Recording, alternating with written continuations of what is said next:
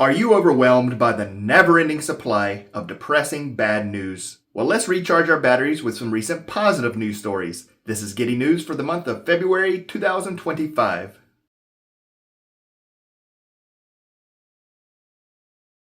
Renewable energy passes 30% of world's electricity supply is the Getty News headline, courtesy of Gillian Ambrose with The Guardian, and a link to the source will be included in the description below.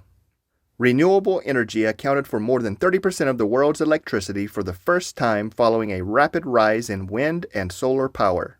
Clean electricity has already helped to slow the growth in fossil fuels by almost two-thirds in the past 10 years. Climate think tank Ember found that renewables grew from 19% of electricity in 2000 to more than 30% of global electricity last year. Solar was the main supplier of electricity growth, adding more than twice as much new electricity generation as coal.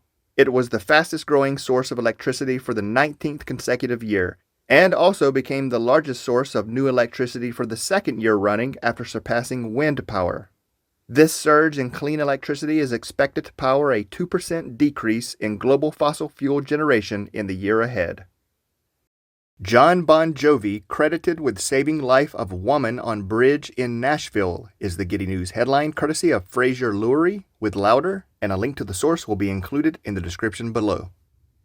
Jon Bon Jovi recently helped to save the life of a woman who was about to jump from the John Sigenthaler Bridge in Nashville, Tennessee. His actions took place back on September 10th, a date internationally recognized as World Suicide Prevention Day. According to reports, Bon Jovi was filming a video for The People's House, taken from this year's Forever album, on the bridge when the musician noticed a woman preparing to leap into the Cumberland River below.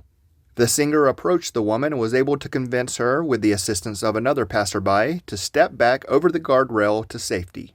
The Nashville Fire Department and Metro Nashville Police Department thanked Bon Jovi for his actions, with Nashville PD Chief John Drake saying, "It takes all of us to help keep each other safe."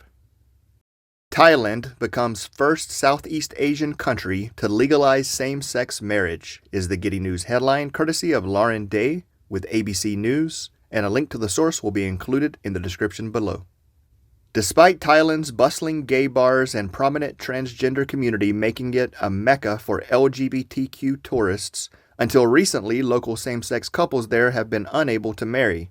But Thailand now has become the first nation in Southeast Asia to legalize same-sex marriage, with the country's Senate approving the landmark bill.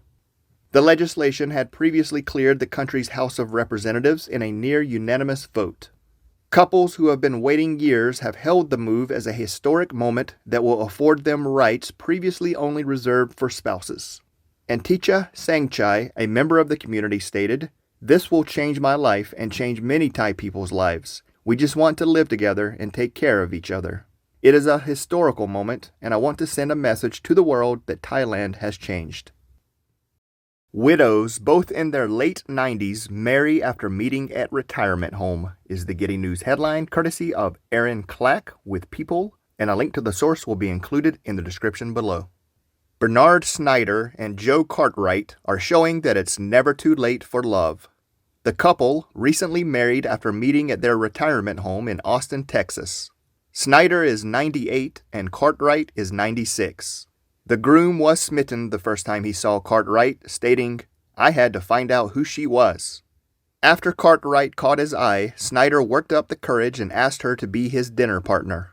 Their first meal together soon led to chatty walks in the courtyard. Before long, they both found themselves falling in love. When Snyder popped the question and Cartwright said yes, they were excited, but worried about how their children would take the news. As it turned out, their kids were supportive. Cartwright now has a message for others thinking their time for love is in the past. She stated, "The basic crux of the whole story is that you can love again, and it's wonderful to know that you can." Oregon Health Plan rolls out first in the nation housing assistant program is the Getty News headline, courtesy of Michaela Bourgeois with KOIN, and a link to the source will be included in the description below. Oregon recently launched a new program that connects eligible Oregon Health Plan members with rent assistance and other housing benefits to assist those with certain health conditions to keep their housing. The housing benefits include rent assistance for up to 6 months, utility setup and payments for 6 months, and home modifications for health and safety reasons such as ramp installation. Eligible OHP members include people with a complex physical or behavioral health condition, a developmental or intellectual disability, and people with experience of abuse or neglect. The program is also open to Oregonians who are pregnant or recently gave birth within the last year, along with people who are 65 years and older, or people under 6 years of age. In a first, scientists reversed type 1 diabetes by reprogramming a person's own fat cells, is the Getty News headline, courtesy of Tia Gose with Live Science, and a link to the source will be included in the description below. Insulin is the hormone that allows sugar molecules to exit the bloodstream and enter cells where they can be used for fuel. However, with type 1 diabetes, the immune system destroys the body's insulin-producing cells nestled in the pancreas. Without this insulin, cells are starved of fuel while blood sugar levels rise. In extreme cases, people can die as the body churns out acidic compounds in a bid to make enough energy for cells to survive.